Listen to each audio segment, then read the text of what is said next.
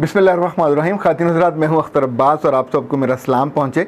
बहुत सारी ख़वातीन अपने बेटों के बारे में और बेटियों के बारे में ये परेशानी का इजहार करती हैं, ख़ुद आके भी टेलीफोन पे भी, कि उनकी बेटी या उनका बेटा फजर की नमाज़ नहीं पढ़ते। और ज़ाहिर है, जब आप देर तक सोते हैं तो आपकी ज़िंदगी में जितनी कमियाँ कोताहियाँ उनका आगाज़ हो जाता है वो आपकी ज़ात का हिस्सा बन जाती हैं।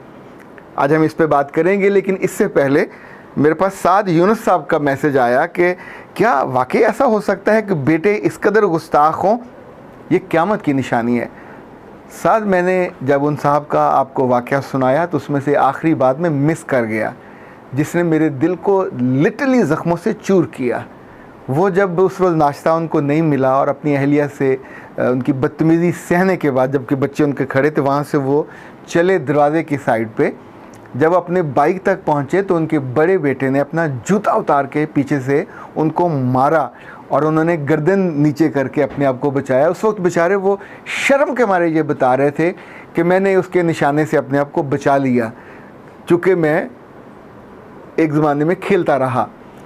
लेकिन उस वक्त उनके चेहरे पे जो जाली सी मुस्कुराहट आई, उसके पीछे जो दर्द पिन्हा था, आप सोचिए, जो तकलीफ़ थी वो मुझ तक पूरी तरह कम्युनिकेट हो रही थी। ये वाक़तन क़यामत की निशानियां हैं। और जिस जिस घर में कोई बेटा किसी भी उम्र का हो, जब बदज़ुबानी करता है, बदलिहाजी करता है, तो उस बाप पे क्या बीती आप तसव्वुर नहीं कर सकते। एक तो दुनियावी तौर पे आपको बुरा लगता है, लेकिन साथ कभी गौर कीजिएगा। आज एक साहब ने फैसलाबाद से मुझे फ़ोन करके कहा कि मैं घर में सबसे छोटा हूँ और मेरा कोई सुनता नहीं है, मुझे बहुत गुस्सा आता है और मेरा इनको लिहाज करना चाहिए। मेरा बाप भी मेरी बात नहीं सुनता और इनको मेरी बात सुन, अगर मैं नहीं कमाता तो क्या हुआ, अगर मैं नहीं पढ़ता तो क्या हुआ, मैं उस घर में हूँ और मैं इनके आगे फिर बोल पड़ता हूँ, फिर बाज़ दफ़ा मेरे मुँह से बुरी बातें निकल जाती हैं। यानी उसने जितना मैसेज मुझे रिकॉर्ड करके भेजा, मैंने उस सुनने के बाद उसको जो कहा, मैंने उससे कहा कि तुम सिर्फ मुझे ये बताओ, तुम दुनिया में बोझ हो, ना तुम कमाते हो, ना तुमने कोई इज्जत के लिए टके का काम किया, ना तुम अपने घर वालों की खिदमत करते हो, ना मोहब्बत करते हो, ना उनके साथ उनकी केयर करते हो, तुम तो रखते हो। वैसे बाय द वे, किस वजह से तुम्हारा ख्याल रखा जाए? तुम्हारी गुस्ताखी की वजह से, तुम्हारी नाफरमानी की वजह से। फिर उसको मैंने ये गुजारिश की कि यहाँ तो तुम मरोगे ही मरोगे, कुछ अरसे बाद ये बाप नहीं रहेगा तो तुम्हारे भाइयों में से कभी कोई तुम्हें मुंह भी नहीं लगाएगा। माँ का भी एक वक्त आता है जब बर्दाश्त बाहर हो जाती है। ऐसे ही नाखलफ बेटों के लिए फिर अखबार में इश्तिहार आते हैं कि हमारा इनसे कोई ताल्लुक़ नहीं है, इससे कोई वास्ता नहीं है, जायदाद से भी आग और ताल्लुकात से और मोहब्बत से भी आग। पर यह भी छोटा है।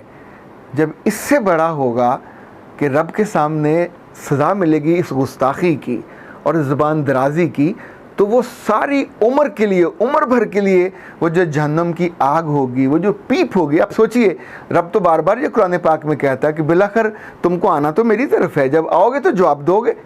तो जब आप इस बात को भूल जाते हैं कि ये जो इंटरम पीरियड है, आप गुस्ताखी के साथ, ये गुस्ताखी बेटा बाप से करे, ये गुस्ताखी बेटी माँ से करे, ये गुस्ताखी बीवी अपने मियाँ से करे।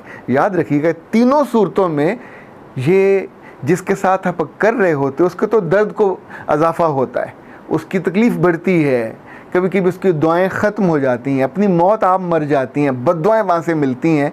लेकिन जो आपका असल नुकसान होता है वो इतना ज़्यादा होता है कि कोई उसको फिर भर नहीं सकता। याद रखिएगा, जो बच्चे या बच्चियाँ सुबह फजर पे नहीं उठते, ये वो कमाल टाइम है जब अल्लाह की रहमत, ब्लेसिंग आपके घर पे आई होती है। यानी फ़रिश्ते आपके घर पे आए होते हैं रहमत देने के लिए, बरकत देने के लिए। और वहाँ बरकत लेने वाली रूह नहीं होती तो ज़ाहिर है वो जहाँ वो घर छोड़ के चले जाएंगे, जाके किसी और जगह जहाँ उठे हुए होंगे वो उनको ब्लेसिंग देंगे। जिस जिस घर में सुबह लोग नहीं उठते फजर के लिए, वहाँ सबसे पहले रिज़्क़ की बेबरकती होती है, दूसरा ज़िंदगी की बेबरकती होती है, तीसरा मोहब्बत की बेबरकती होती है, चौथा वक्त की बेबरकती होती है। जितने लोगों को मैंने अपनी ज़िंदगी में देखा जो सुबह अर्ली उठते हैं, ये अक्सर वो हैं जो शाम को जल्दी सोते हैं। यानी जो नेचुरल लाइट के साथ सो जाते हैं, सुबह जल्दी उठते हैं, चाहे वो नमाज के लिए उठे, चाहे तहज्जुद के लिए उठें, इनका दिन लंबा हो जाता है। दिन में बरकत बढ़ जाती है, रिस्क के लिए एफर्ट बढ़ जाती है, इनके लिए अच्छे काम करने का टाइम बढ़ जाता है। अगर देखें फजर के बाद आपने सोना तो बिस्मिल्लाह सो जाइए, 1 घंटा 1.5 घंटा जो आपके पास और टाइम है, लेकिन तब तो ये होगा ना कि दिल में न तो चोर होगा, न दिल में आपने अल्लाह का फ़र्ज़ अदा न करने का दुख और गम होगा। एक वक्त होता है जब दिल से ये गम भी ख़त्म हो जाता है, जिसे कहते हैं कि फिर दिल बिल्कुल काला हो जाता है, फिर वहाँ ये अफसोस भी नहीं रहता कि मैंने नमाज नहीं पढ़ी। जो बच्चे जो इस उम्र में अपनी माओं की नहीं मानते या अपने बापों की नहीं मानते और कसमसाते हैं और पड़े रहते हैं और बदतमीज़ी करते हैं, याद रखिएगा जब आप बड़े हो जाओगे तो आदत वहाँ जाके बनाना या बदलना तकरीबन इम्पॉसिबल हो जाता है। फिर आप ख़ानदान के बड़े हो जाते हो, फिर आपके बच्चे होते हैं और उस घर में से रब की पूरी रहमत मिस हो जाती है, उसकी खैर व बरकत ही मिस हो जाती है।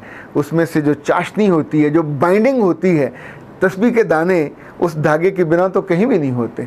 रब की मोहब्बत नहीं है, उसकी इबादत नहीं है, उसके फ़राइज़ नहीं है, वो आपको एक आम काफिर की तरह, एक मुशरिक की तरह, एक मुनकिर की तरह रिस्क तो देता जाएगा जितना आपका ज़रूरी है, लेकिन आपकी ज़िंदगी में से खैर पूरी की पूरी उड़ जाएगी। ख़ातिन हज़रात, मैं आपको 2 दिलचस्प बातें बताऊं सुबह जल्दी उठने और शाम को जल्दी सोने से मुताल्लिक। एक तो ये कि जितने लोगों को कभी आप नोट करें जो मुशक्क़त करने वाले लोग हैं, अब ज़ाहिर है हमारे आसपास बहुत से लोग रह रहे होते हैं, झोंपड़ियों वाले और घरों में काम करने वाले और लेबर क्लास, इन सब के कभी आपने गौर किया इनके बच्चे कितने होते हैं? इनके बच्चे 8-8, 10-10, इवन हमारी अपनी माई के इस वक्त 13 तो ज़िंदा बच्चे हैं, यानी कुल 17 हैं। वो दादी भी बन चुकी है, नानी भी बन चुकी, लेकिन शी इज़ सो फिट कि अब भी वो बच्चे को बर्थ देने के लिए उसका जिस्म और उसका मियाँ दोनों तैयार हैं। अब ये वो लोग हैं जो नेचुरल लाइट के साथ सुबह उठते हैं और काम पे लग जाते हैं। ये मुशक्क़त ज़्यादा करते हैं, ये मौसम गर्म हो या सर्द हो, इन्हें मौसम का बहुत ज़्यादा फ़र्क नहीं पड़ता। इसी तौर पे इनके जो खाने हैं उनके औकात भी सुबह है और उसके बाद शाम को सोने से पहले उन्होंने खाना खाना होता है। चूँकि मुशक्क़त ज़्यादा करते हैं, मूव ज़्यादा करते हैं, तो इनकी फर्टिलिटी बाकी लोगों से बहुत ज़्यादा होती है।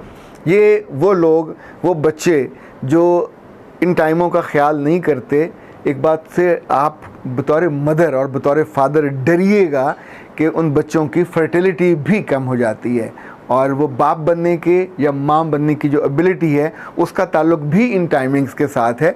चूँकि जो फर्टाइल है उसके लिए मूव करना, उसके लिए पॉजिटिव रहना, उसके लिए अच्छा रहना, उसके लिए हेल्दी रहना, ये बहुत ज़रूरी है। ये बातें चूँकि ज़िंदगी को खूबसूरत बनाने की बातों का पूरा पैकेज होता है। हमारे पास एक क्लिप में इतना टाइम नहीं होता कि हम आपको बता सकें। इसी वजह से जो हमारा वेबसाइट है akhtarabbaas.com, उस पर हमने आपके लिए स्पेशल कोर्सेज़ बना के रखे हैं। लाइक इस हफ़्ते का जो कोर्स है वो उन वालिदैन के लिए है जो बहुत अपने बच्चों से प्यार करते हैं पर उनके वो काबू नहीं आते, कहीं वो डिस्टर्ब करते हैं, कहीं मानते नहीं हैं। तो 20 तरह के इश्यूज़ हैं और हर इशू बच्चों से रोब से नहीं मनवाया जा सकता।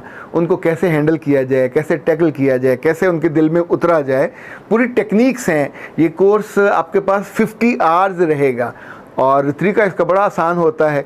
बेसिकली 2000 इसकी फ़ीस है, जो आप 0300 946 8746 या वेबसाइट पर जाएँ तो वहाँ उनके बैंक का अकाउंट भी लिखा हुआ हाई पोटेंशियल आइडियाज़ का, आप उसमें फ़ीस भिजवा देते हैं। तो फिर आप हमारे ऑफिस रब्ता करते हैं तो हमारी टीम आपको पासवर्ड भिजवा देती है, यूज़र नेम भिजवा देती है। तो जिस लम्हे आप पासवर्ड और यूज़र नेम से इन होते हैं तो वहाँ से 50 आवर्स तक वो कोर्स आपके पास रहेगा। उसमें तकरीबन 10 टेस्ट हैं जो आपको साथ साथ ऑटो पे जाएंगे, टेस्ट करेंगे, जो सवाल सीखा होगा उसका जवाब देंगे और फिर साथ ही रिज़ल्ट आ जाएगा। तो हमने इसको इकोनॉमिकल इसलिए रखा कि बहुत सारे पेरेंट्स जो काउंसलिंग की फ़ीस उनके लिए मुश्किल होती है, तो ओके फ़ाइन, ये सहूलत हम उनको हम पहुँचा देते हैं कि अपने फ़ोन पे, अपने सिस्टम पे, अपने लैपटॉप पे बैठें और आराम से कोर्स कर लें। इस हफ़्ते का जो कोर्स है वो इफ़ेक्टिव पेरेंटिंग पे है। जो पिछले हफ्ते का कोर्स था जो गुज़रा है वो था जानिए ख़ुद को, मानिए ख़ुद को, meet and greet the real you.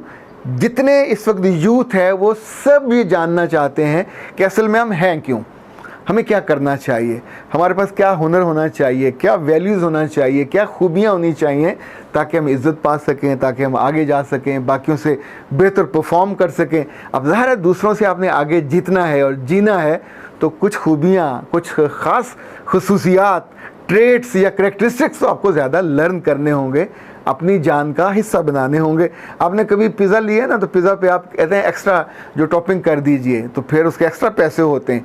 इसी तौर पे ज़िंदगी में आगे बढ़ना है तो आपको थोड़ा अपने बारे में अवेयरनेस भी ज़्यादा चाहिए।